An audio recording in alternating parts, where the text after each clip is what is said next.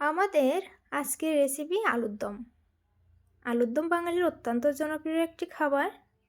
এটি লুচি, পরোটা, রুটি কিংবা ভাতের সাথে খেতে খুবই ভালো লাগে।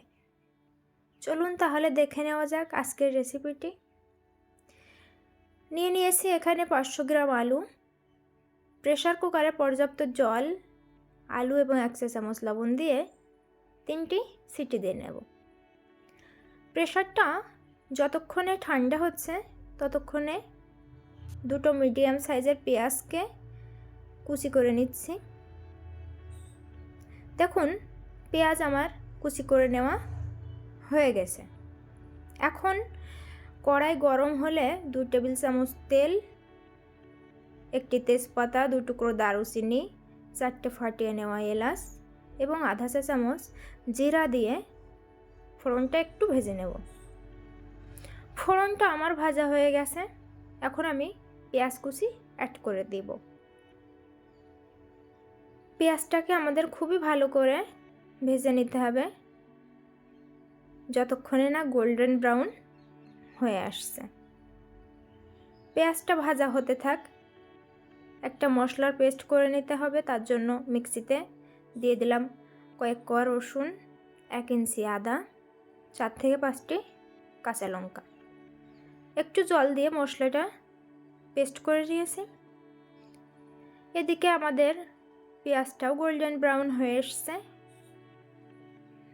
এখন আদা রসুনের পেস্টটা অ্যাড করে দিলাম।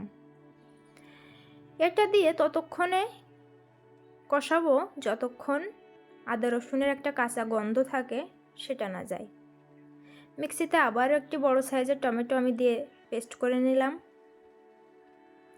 দেখুন আদা রসুনটা আমাদের অনেকটাই কমে আসছে, কাঁচা গন্ধটাও চলে গেছে। এ পর্যায়ে টমেটো বাটা অ্যাড করে দিলাম। টমেটো বাটা দিয়ে আমাদের কিছু গুঁড়ো মশলা অ্যাড করতে হবে, যেমন 1 চা চামচ লবণ, 1 চা চামচ হলুদের গুঁড়া, 1 চা চামচ কাশ্মীরি লঙ্কার গুঁড়া, এটা দিলে কালারটা ভালো আসে। দিয়ে দিলাম আরও 1 চা চামচ ধনিয়ার গুঁড়া।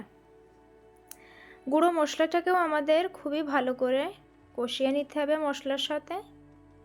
হলুদের একটা কাঁচা গন্ধ থাকে সেটা চলে যাবে। তাহলে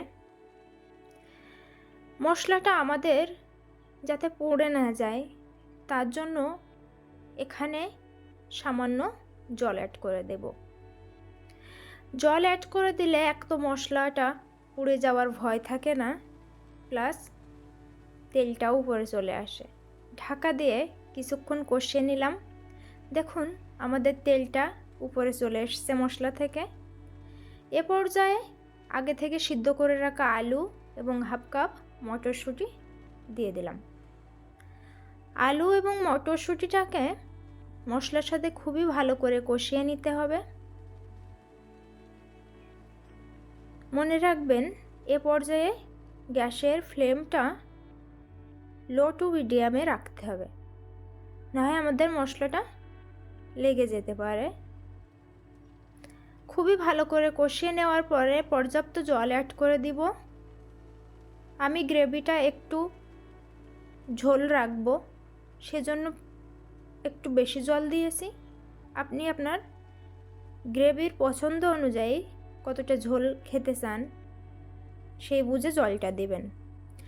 ঢাকা দিয়ে আরও 10 মিনিট ভালো করে রান্না করে নিলাম। দেখুন আমাদের আলুর দম প্রায় অলমোস্ট ডান। এ পর্যায়ে দিয়ে দিব আধা চা চামচ গরম মশলা। এটাকেও 2 মিনিট নাড়িয়ে নিব।